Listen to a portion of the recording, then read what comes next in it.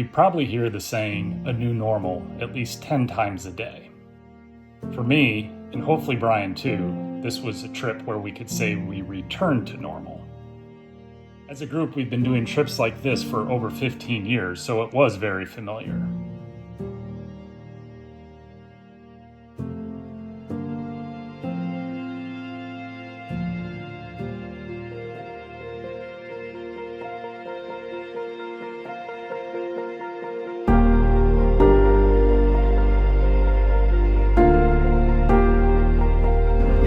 Kept us part of the hunt through cackles and all the planning, and it was exciting to be a part of that. It's an experience that's checked off the bucket list, but what do you do going forward? And even on those hunts that you're not there, we're still there. This was a trip going in where honestly just being successful by tagging an animal was really not on top of the list. Like, it's a different mindset. This trip would be hard to do alone mentally. We did what we stand for, Why do it? Because we can. That's what we've always said. You want to have those laughs. You want to have those inside jokes. You want to have those sayings that come from a trip that forever you'll be able to say to each other. It says a lot about the club and the kind of guys that we are, and that, hey, we're there to go in together. I'm here to help you out, and I'm here for the experience as well. And I'm sure it's something that, he'll remember forever as well. So obviously I'll never forget this trip.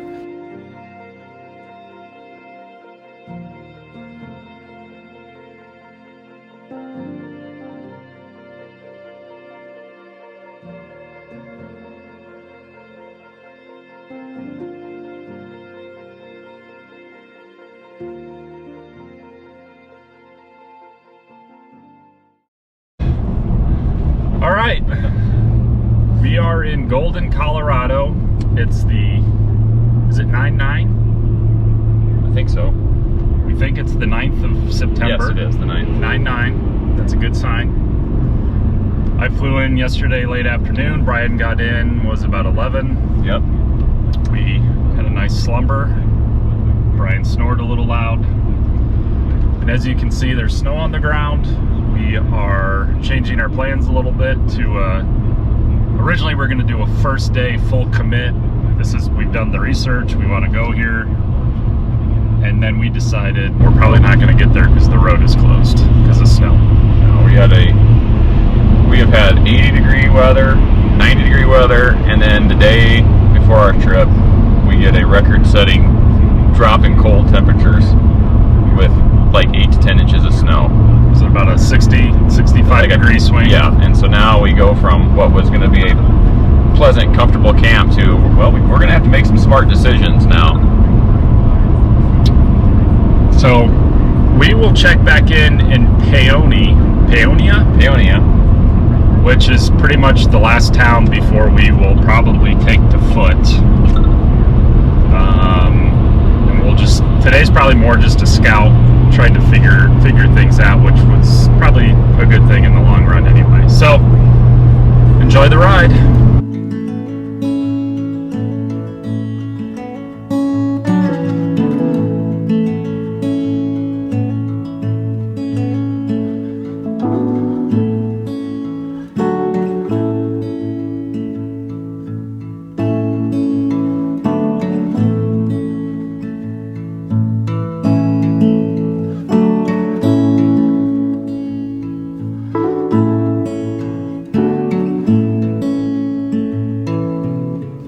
We left Golden, Colorado, 17 hours ago? Do you have a cell phone for our selfie going into the woods?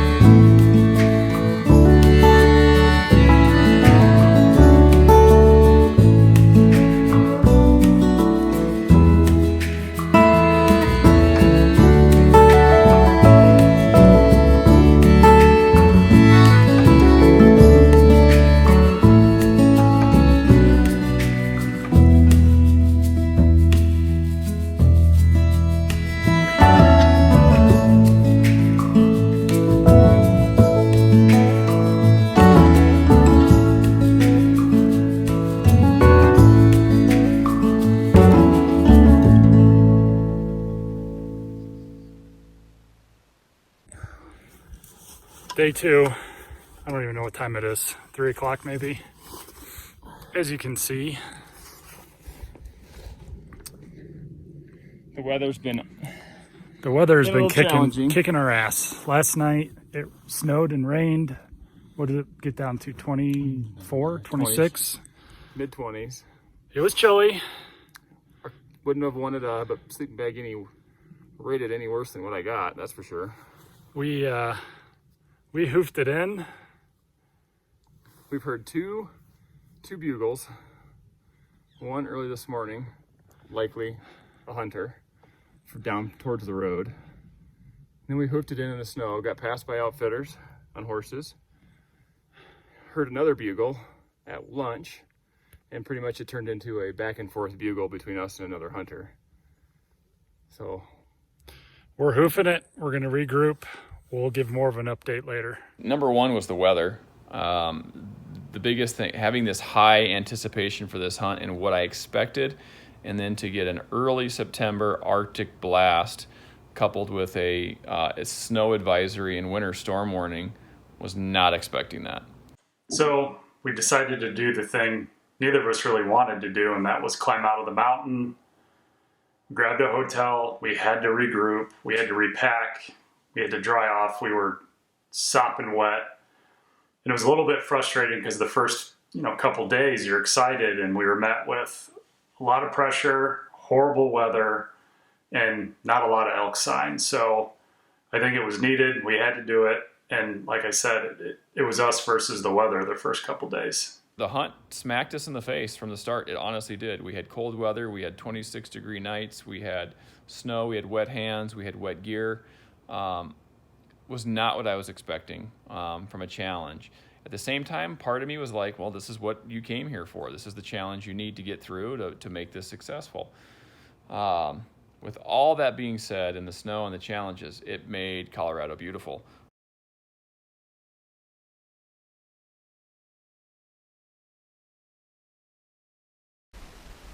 come on over.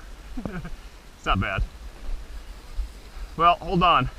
Before you go any further, let's make sure we can even get over.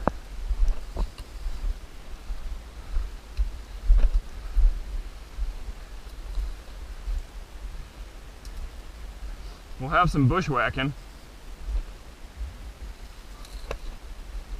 We'll have some bushwhacking, but I think we can get through. Go up to that one.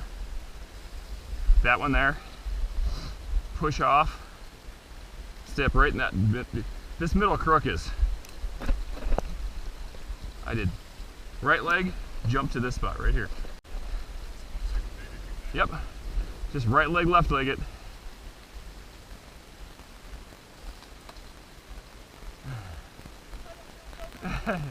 It's good. I don't know if it helps if I stabilize it even. Probably helps. There you go. Right to that landing right there. Go. Got it. Lean forward and go for it. You're over. You drug your foot, darn it. You drug your back.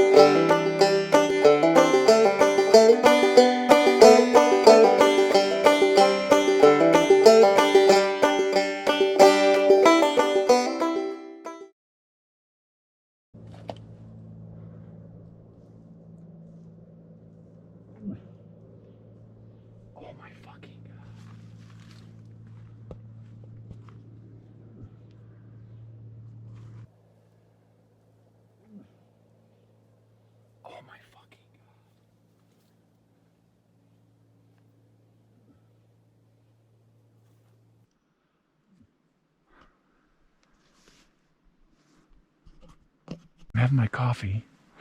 Phil goes back in his tent and he goes, "Do you hear somebody coughing?" And I turn around and a moose is walking right down this through here and came up this road and just went off into the woods there. So that's 2 moose. 2 moose. We've Two seen. mice? Mooses? Two mooses. 0 elk. 100 deer, no elk, but a moose at 50 yards we could have shot with a bow. The thing was big. That's pretty cool. Yeah.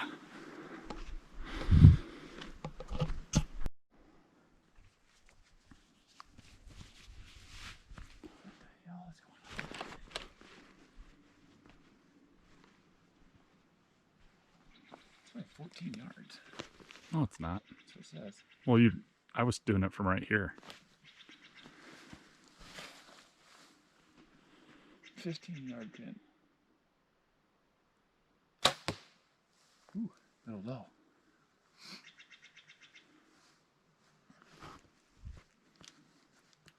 It's green.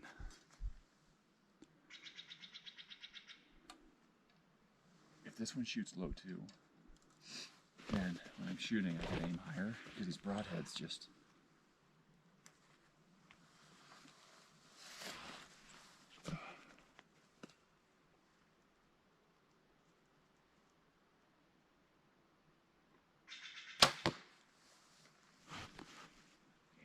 they go a little low.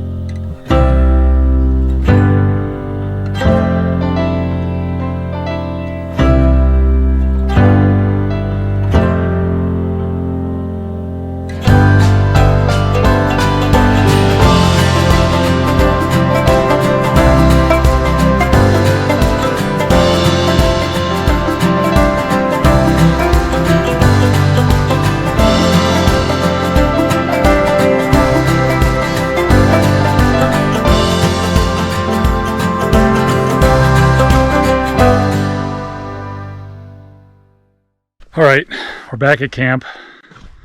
We just had our asses handed to us again, but in a better way, I guess. How would you describe it quickly, Brian?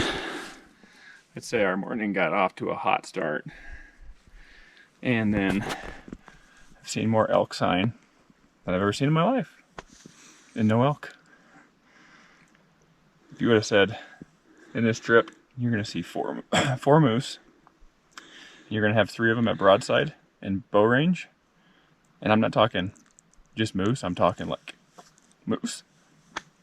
I'm joking. Then I thought, you'd been crazy. How's your packing going? I'm looking for the whiskey. What I'm looking for. I see a fork, headphones, dentine, 500 yards of paracoil. Caracoil? What's it called? Parafoil? I put the booze in here somewhere, Cooter. Well, you know what? I put it in the other bag. Other bag. Well, anyway, we hiked all the way up there, 10,000 feet. We're at like 9,000. So my math is right. That's like 1,000. And this is not easy. It's a lot of, wow, everything is burning. My feet hurt. I'm dehydrated. I got a poo. And right around the corner, there's going to be an elk. So we saw some cool things today. I'm guessing it'll probably be an early evening, and we'll figure out what our game plan is tomorrow. We're trying a new spot. As you know, yesterday, fruitful but not bountiful. That's a good way to put it. So we've got a new spot we're going to check out in this unit. If that's a bust, then we're probably going to continue to head east since we're down to our last couple days here. Let's see what we can produce. Ryan? No, that's about it in a nutshell. We are just looking. We are looking at the dehumidifier in the truck. We are just trying to find these things. That's about all I got to say. Having some warm coffee, being in the warm truck feels kind of good.